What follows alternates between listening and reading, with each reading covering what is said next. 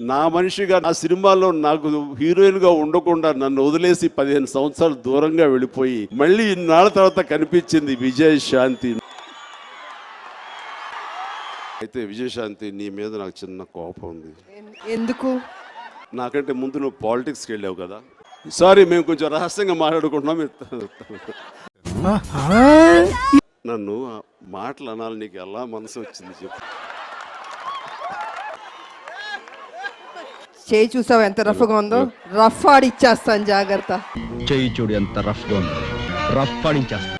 రాజకీయం వేరు, సినిమా వేరు. మా హీరో మీరు, నేను మీ హీరోయిన్. ఎక్కువ సినిమాలు మీతో చేస్తాను, అవును, అది కాదని లేరు కదా.